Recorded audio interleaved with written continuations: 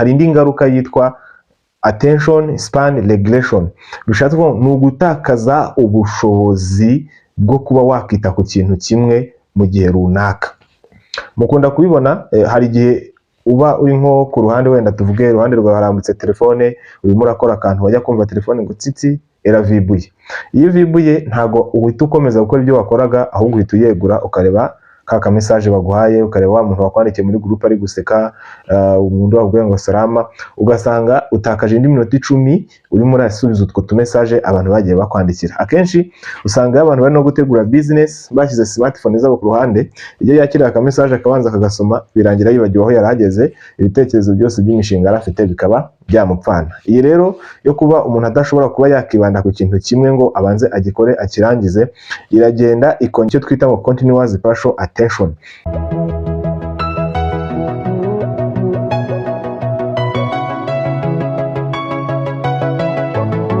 Reka ngira ntangire mbasuhuza mu mwese muduteze amatwi kandi mudukurikiye ku muri wacu wa YouTube, tubabwira ngo nukuri muraba agaciro kuri twebwe, muri abantu bakomeye cyane. Iki kiganiro nkuko mubisanzwe mubizi ni ikiganiro cyitwa Menya Nibi, tubagezaho ibintu bigiye bitandukanye byagufasha kuba wagira ubuzima bwiza ndetse n'ubuzima rusange ubayemo bwa buri munsi. Muri iki kiganiro rero ushobora kuba wibaza ngo tugiye kuvuga kuki. Tugiye kuvuga ku cyo twita smartphone. Ibi ni ibikoresho dukunda gukoresha mu buzima bwacu bwa buri munsi, ku buryo uba usanga noneho byaragezeho bikatwadicta. Turaza kwibanda kuri smartphone, ariyo ngiyo ufashe mu ntoki urimo uratureberaho, niyo tugiye kwibandaho. Akenshi rero mukunda kubona ko abantu iyo bakoresha smartphone, social media cyane nizo zirya umwanya munini. Turavuga nka YouTube, TikTok uriya iri mu mbuga ziri kurya umwanya w'abantu cyane, apana mu Rwanda gusa ahubwo ku isi muri rusange. Ngira nkumva Amerika ivuga ko ishaka kwifunga mu gihugu cya Amerika, bwari uburyo bwo kugira ngo abanyamerika babone umwanya wo gukorera amafaranga. Rero ni uburyo bwose butuma dushobora gukoresha smartphone. Uvuga ngo umuntu wakoze telefone yarayikoze ashyiramo ibintu kugira ngo twebwe tuyikoreshe, tugumye tuyirebamo, kandi uko uyirebamo uri muri ayikoresha bigatuma isaza nawe agakomeza agakorera amafaranga. Ubwo buryo rero nagize ngo tuganire, uze kwihangana ukande like kuri kino kiganiro, uraba duteye inkunga ikomeye cyane nuza gukanda like kugira ngo n'abandi baze kuba babona kino kiganiro. Hari ibintu bikubaho ukagira ngo byari bikwiye kuba kandi byaraturutse kuba warakoresheje telefone cyane. Kino kiganiro rero turaza kwibanda ku bushakashatsi bwasohotse umwaka wa 2021 hari ku itariki zo kuri 15 z'ukwezi kwa karindwi, bwakozwe n'abadokiteri bagera kuri 3. Hari uwitwa Christian Montag, John Eli ndetse uwa gatatu akaba yitwa Paul Dagam. N'abashakashatsi 3 bakoze buno bushakashatsi. Twarebyemo rero iby'ingenzi, ntabwo tuza kuba twagisoma cyose, ahubwo turavugaho muri makeya ku by'ingenzi. Reka rero nkubwire ngo ukande like, ukande na subscribe numba rugamije kuno muyoboro kugira ngo n'abandi baze kubona kino kiganiro. Iyo ukanze ka subscribe bizatuma mu gihe wagarutse uzajya utubona byoroshye, cyangwa se nidushyiraho ikindi kiganiro uhite ko utubona. Guhaye ikaze rero, nitwa Mr Egide. Ubundi ubusanzwe mu buryo dukoresha muri smartphone zacu, ubundi yagakwiye kuba tuyikoresha mu buryo bwiza. Ngira ngo wisuzumye ushobora gusanga mu myaka umaze ukoresha smartphone utari winjiza n'igiceri cy'ijana kivuye kuri murandasi. Usibye wenda kuba wahamagara, kandi na telefone zo matushe zirahamagara, usibye kuba wakandika message nizo zirabyandika. Smartphone ushobora kuba wariguze kugira ngo abantu babone ko ufite telefone nini, bisa nkaho ari kugira ngo wikure ku bantu gusa bajye bavuga ati uyu muntu afite amafaranga cyangwa se arasirimutse. Ariko ntabwo icyo cyagakwiye gutuma utunga telefone, ahubwo wakwiye kuyitunga kubera undi mumaro gufitiye, wenda mu buryo bujyanye na financial cyangwa se bw'amafaranga. Bimwe rero mu bintu telefone ishobora kuba yagufasha harimo no kwagura ubwonko. Tubaye nk'abahera ku bintu byiza, harimo kwagura ubwonko mu mitekerereze ndetse no gufata mu mutwe.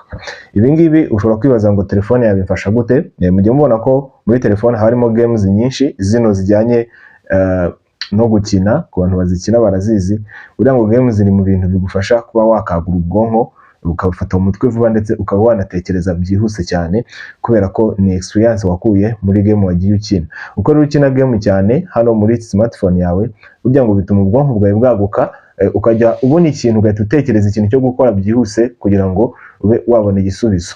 iyo ubonye ikintu ugomba kugifata mu mutwe kubera ko n'ubushobozi bahawe no gukina game cyane. Abana rero bakunda gukina game bakiri batoya buriya ngo bakura bafite ubushobozi bwo kuba bafite ubwonko bufata cyane cyangwa se gushaka ibisubizo vuba vuba kubera ko bagiye bakina game.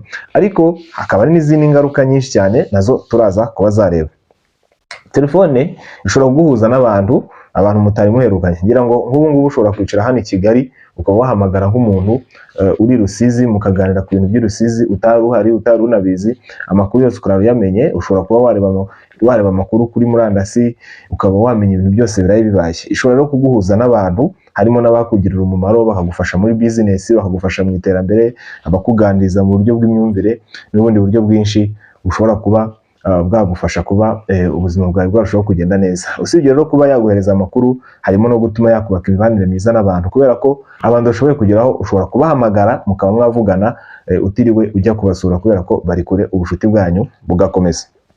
Hanyuma mu buryo ukwiye kuba wakoreshamo telefone, hari uburyo uyikoreshamo budakwiye, aribwo rero ngira ngo mbanze gusobanurije. Uburyo bwa mbere hari ugukoresha telefone umwanya muremure nta kintu urimo gukora. Ubu ni uburyo budakwiye rwose. Hari umuntu wumva ko kuba nta kazi afite, kuba ntacyo ari gukora, agomba kuba ari kureba muri telefone ascrollinga video kuri TikTok, kuri Instagram, kuri Facebook, bagenda bareba. Mu by'ukuri ugasanga umwanya munini awutakaje ari kuri telefone. Ubwo rero ukoresha telefone ni uburyo budakwiye kubera ko ntabwo ari cyo yagenewe. Telefone yawe ugenewe kugira ngo igufashe kumenya amakuru, ariko ya makuru naguhaye igufashe no kumenya icyo wayakoresha. Mu gihe rero urimo urascrollinga nta kintu uri kureba, burya ureba ibindi bintu bitagize umumaro kubera ko wabuze icyo ukora, ntabwo urimo urakoresha telefone. Kuko iyo uje gusoma amakuru ntabwo wabuze icyo ukora, ahubwo uba ugeze muri wa mwanya wo kuba wamenya amakuru. Uba urimo urayikoresha nabi. Uko kuyikoresha nabi rero niko kugiye gutuma tujya kuri iyi ngingo yo kureba ingaruka noneho smartphone yawe ishobora kuba yagutera. Ingaruka ya mbere niyo twita sleep disruption, cyangwa se kubura ibitotsi, cyangwa se kudasinzira neza mu Kinyarwanda. Kudasinzira neza ni ibintu biterwa na telefone, kubera ko runo rumuri rwa telefone tuba turi kurebamo, uru rumuri rutuma habaho kuba hagabanuka umusemburo witwa melatonin. Uyu ni umusemburo ubwonko buvura kugira ngo umuntu abe yasinzira neza. Kubera rero kureba muri rwa rumuri cyane bituma wa musemburo ugabanuka, noneho wajya kuryama ukaba wabura ibitotsi. Wowe ugatekereza ko ari uko ufite ibitekerezo byinshi, kandi byatewe nuko wiri ureba muri smartphone, igatuma umusemburo utumusinzira waba utasohotse. Ibi rero byo kubura ibitotsi bishobora kuba byatera indwara y'umunaniro w'ubwonko ukabije, ndetse no kuba wagira ibindi bibazo byo mu mutwe bigiye bikabije kubera kudasinzira neza byatewe na telefone. Hari icyitwa stress ndetse agahinda na stress. Ibi byose bishobora kuba byaterwa na smartphone. Nk'urugero batanga bavuze ko hari icyo twita ngo ni stress hormone, cyangwa se ya misemburo ituma umuntu agira stress, yitwa cortisol. Uyu musemburo wa cortisol ni umusemburo iyo wiyongereye mu mubiri nibwo umuntu yumva afite stress, asa n'uwavangiwe, ari gukora ibintu atazi, cyangwa se yumva atari gutekereza. Ibintu byose byanze ngo byatewe no kwiyongera k'uyu musemburo witwa cortisol. Uyu musemburo rero iyo wiyongereye ushobora gutuma ibyiyumviro byawe byagabanuka, ukaba wagira stress nyinshi cyane kubera kubura uyu musemburo. Hari indwara yitwa memory offloading. Iyi ni indwara iterwa no kuba wakoresha telefone igihe kirekire. Ngira ngo mwamaze kubona ko muri iki gihe nta muntu ukiruha afata mu mutwe. Ibintu byaroroshye. Nimero yawe niyo yonyine uzi. Iyo ukoze igitangaza uba uzi nimero ya papa wawe cyangwa mama wawe. Naho ubundi usanga nimero zose warazanditse muri telefone, ukandikamo n'amatariki abantu bagenda bavukiraho, byose waragiye ubishyira muri smartphone yawe. Ibi rero byo kuba ibintu byose ubishyira muri telefone bituma utakaza ubushobozi bwo gufata mu mutwe. Kubera ko ubundi kugira ngo mu mutwe hahore hagutse hafata nuko uhora uhagaburira ibintu agomba gufata. Niba rero warabonye ko smartphone ishobora gusimbura ko wafata mu mutwe, bituma ubwonko bwawe bugwingira, cyangwa se bukagira icyo twita memory retardation, igwingira ry'ubwonko. Noneho wajya ushyiramo ibintu udafite smartphone bikakunanira. Uzarebe iyo udafite smartphone utangira gufata ibintu mu mutwe bigenda bikunanira kubera ko ahantu ho kubyandika ufite. Ubu ngubu smartphone zisigaye ziriho zifite n'utuntu wandikamo twa menu, ugenda wandikamo ibintu aho kugira ngo uruhu bifata mu mutwe ukagenda ubyandikamo. Umuntu yajya guhaha urabona ari kureba muri smartphone yewe ngo nkeneye umuceri, nawe wanditse nkeneye ibigori, nkeneye iki, kubera ko ntago ashobora kwibuka ibintu akeneye iwe mu rugo atabyanditse muri smartphone. Iyo rero atayifite bisaba ngo abishyire ku gapapuro, iyo agiye mu isoko usanga atabyibuka kubera ko ubwonko bwe bwamaze kwangirika, ntago ashobora kuba yakibuka ikintu na kimwe. Iyi ndwara iterwa no kuba ukoresha smartphone cyane. Hari indi ndwara yitwa reward system overstimulation. Iyi ni indwara iterwa no gukoresha smartphone cyane, noneho ukajya ureba social media ukareba ibintu bidahari. Iyo tuvuze kureba ibintu bidahari ntago ari ukuvuga ngo wasaze cyangwa se nibonekerwa, oya. Mujya mukunda kubona uburyo abantu bapostinga ibintu kuri internet, nta muntu burya ujya postinga ahantu imbaraga ze nkeya ziri. Buri muntu wese aharanira gupostinga ifoto nziza, akeye, asa neza, kugira ngo bajye bashyiraho like, bavuge ngo wow urasa neza, uri mwiza, bogar, ibintu nk'ibyo nibyo abantu bapostinga. Ufite amafaranga, urakize, ibintu nk'ibyo. Ariko ababireba bo batekereza ko ibyo bapostinze ari ukuri. Nk'ubu nkanjye nshobora kuba najya gufata ifoto wenda bitewe n'icyo nshaka kugeraho, nkajya kuyifatira ahantu runaka, ariko nkibagirwa ko ahantu nyifatiye mu by'ukuri simpemerewe, simfite ubushobozi bwo kuhaba. Icyo mfite gusa ni ukuba nahagiye nkahafatira ifoto, noneho uzabona ya foto azatangira yegereranye nanjye. Si njyewe rero azaba yigereranyije nawe, ahubwo azaba yigereranyije na ya foto yanjye, kuko njye mu buzima busanzwe ntago ari ukomeze. Uri umuntu uciriritse cyane, uri hasi, ariko kuko nshaka kugira icyo ngeraho kugira ngo abantu bandeba kuri murandasi babone ko nkeye, nibyo bizatuma nkora ibintu nk'ibyo bikeye. Hari abantu rero bafite iyi ndwara yitwa reward system overstimulation, bagiye baterwa no kuba bareba ibintu bidahari kuri murandasi, akavuga ngo uriya muntu ko yambara neza, kuko njye ntambara neza kandi nta kintu andusha. Iyi rero iyi ndwara iterwa nuko hari umusemburo witwa dopamine uba waragiye uvuburwa, noneho uko ugenda uvuburwa wowe ukagenda uba addicted, cyangwa se ukunda kuba wareba muri telefone yawe cyane. Kuba wagenda uyirebamo cyane rero ugenda ukuramo za ngaruka zo kuba wakifuza gusa n'abantu wabonye, kandi mu by'ukuri ibyo wabonye atariko basa. Hari indi ngaruka yitwa attention span regression. Bishatse ko ni ugutakaza ubushobozi bwo kuba wakita ku kintu kimwe mu gihe runaka. Mukunda kubibona, hari igihe uba uri nko ku ruhande, wenda tuvuge iruhande rwawe harambitse telefone, urimo urakora akantu, wajya kumva telefone ngo tsitsi eravibuye.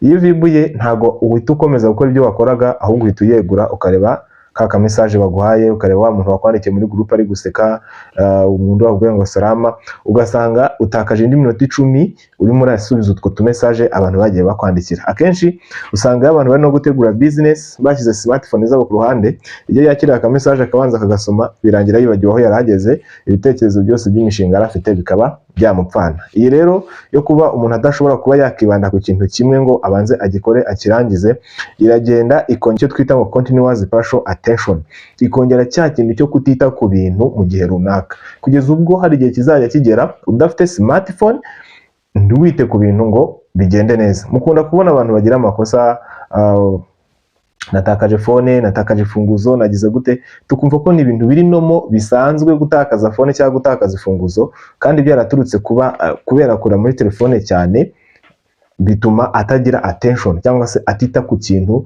ngo bihoreho. Ahore yibuka ngo smartphone yangira umufuko, ngomba kwirinda, ifunguzo zanjye nzitwaye ngomba kuzirinda, ariko kubera ko ahora areba muri telefone yamaze kwandura icyaha kirwara cyitwa attention span reduction, kigatuma agenda atakaza ibintu buhoro buhoro, we yumva ari ibintu bisanzwe kandi ari ubwonko bwamaze kuba bwakangirika. Ikindi, hari indwara yitwa ngo ni monophobia. Monophobia ni indwara nayo ituma uhora wumva ushaka gukoresha telefone cyane, ni addiction. Kwa kuntu uhora wumva ushaka gukoresha telefone cyane, sinabonda afite telefone buri kanya kumva, hari nk'umuntu mushobora kuganira mutamara minota 5 atarareba muri telefone ye, kandi wareba ikintu agiye kurebamo ukakibura. Ikindi kandi burya telefone ziri mu bintu bitera imibyibuho ukabije, kubera ko umuntu agumya areba muri telefone ya scrollinga, ugasanga umuntu ntakibona n'umwanya w'iminota 5 wo gukora siporo kubera guhora areba muri telefone. Ibi byose ni bibi biterwa no kuba wareba muri telefone.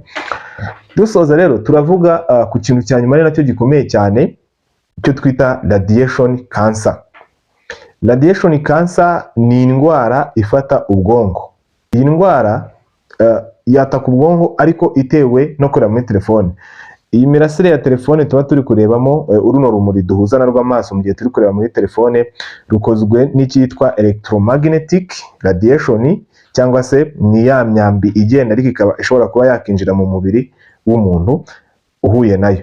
Iyi myambi rero cyangwa se uru rumuri, uko umuntu aguma arurebamo cyane byisubiramo, bishobora kuba byatera ikibyimba cyangwa se bya bibyimba byo mu bwonko, ari byo twita ni brain tumors. Ibi bibyimba abantu benshi ntago bari bumva iyi ndwara abantu bayivugaho, ariko iracyari mu bushakashatsi, ariko byibura ibimenyetso by'ibanze bimaze kugaragaza ko bishobora gushoboka ko umuntu yarwara iyi ndwara bitewe n'uko akunda kureba muri telefone cyane. Ni indwara mbi cyane, wumva ko kuba ukoresha telefone ukanayikoresha ibintu bidafite umumaro, warangiza ukanandura iyi ndwara, nabyo byaba ari ikibazo. Hari ibintu rero bishobora kukubwira ko utangiye kuba waba addicted na telefone, byoroshye kandi bitagoye ushobora kuba nawe watekereza. Icya mbere harimo nko kugagara amaso, ukumva amaso arakomeye nta marira akiribamo, cyangwa se amazi atuma ijisho ribobera atakirimo. Harimo kureba ibiyeziyezi, ibi nabyo ibintu bituma bishobora kukwereka ko umaze kuba addicted cyangwa se telefone itangiye kugikwangiza. Hari kurwara umutwe ndetse no kunanirwa amaso. Hari ukuntu ureba gutyo umuntu ukagira ngo ari gusinzira kandi akanuye, bitewe n'umunaniro w'amaso aba yaratewe no kureba muri smartphone cyane. Ubu ni bumwe mu bushakashatsi mba naguteguriye. Muri make rero, ubundi smartphone ni ikintu cyiza dukwiye kuba twakoresha, ariko tubonye ko hari ingaruka nyinshi ishobora kuba yatera, harimo kuba umuntu adashobora kwita ku bintu mu gihe kirambye, kuba wagira addiction cyangwa se yagutwara ubwonko ukajya wumva udafite smartphone wagira ikibazo, kuba wagira ubwonko budatekereza neza, cyangwa se ubwonko bwawe butagibasha kuba bwafata cyane ngo bimemorize ibintu. Hari icyo twita sleep reduction, twavuze ko ni ukuba wabura ibitotsi bitewe n'uko uhora ureba muri smartphone, ndetse no kugira umunaniro ukabije na stress. Ngwibutsa ko kureba muri smartphone bitera n'umugongo, ino misokoro yo mu mugongo, kubera ko umuntu agumya yunamye bitera ijosi, umugongo, bigatuma ushobora kuba warwara umugongo ari ibintu bitaguturutseho. Ubwumvishe gute? Wibuke gukanda like na subscribe kugira ngo tuzajye tubana no mu bindi biganiro bigiye bitandukanye.